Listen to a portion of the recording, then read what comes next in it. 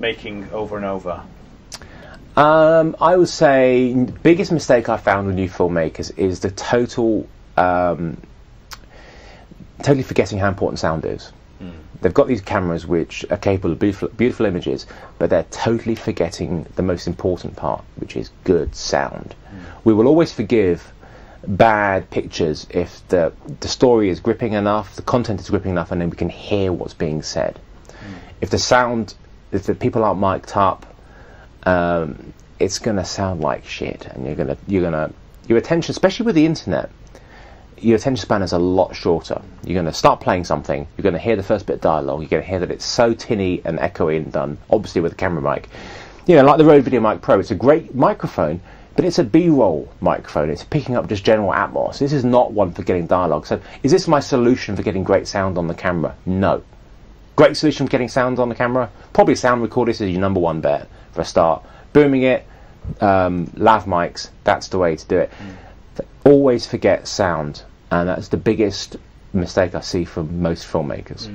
It's also the first thing that, as a consumer, the moment you hear it, you say it, as you just said, it's an immediate giveaway that the filmmakers don't quite know what they're doing. Yeah, Hollywood sound, that's what you want. Make it sound absolutely perfect. Okay, so my final question, what advice would you offer an emerging filmmaker? It can be anything, life advice, camera advice, firmware from a Russian advice, any kind of advice you want. Shoot.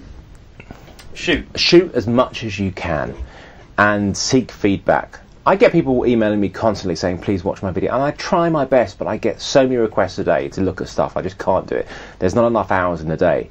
But there's loads of people out there who are even just go onto Vimeo, upload your video, and just seek out, get onto social network sites like Facebook and Twitter and ask people to critique and get them to critique. Don't just get them to say good job man or something like that. Get them to critique and get them to give you positive, negative, but constructive feedback. Rather than, I didn't like what you did there, but explain what they didn't like.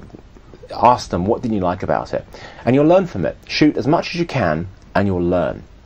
Because the problem is, if you're an emerging filmmaker, nobody's going to just hire you just because, you know, you think you've got the talent.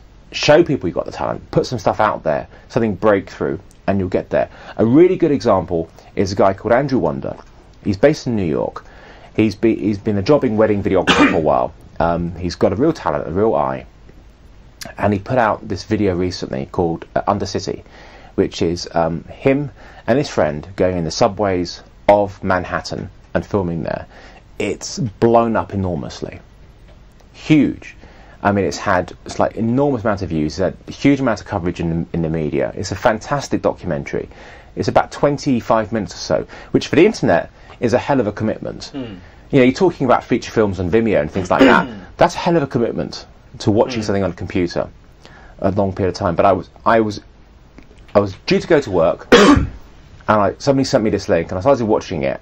And before I knew it, I was 25 minutes late for work. Right. It was brilliant. And now he's getting repped by some really good companies. He's coming to London and things like that. He did something which was fantastic.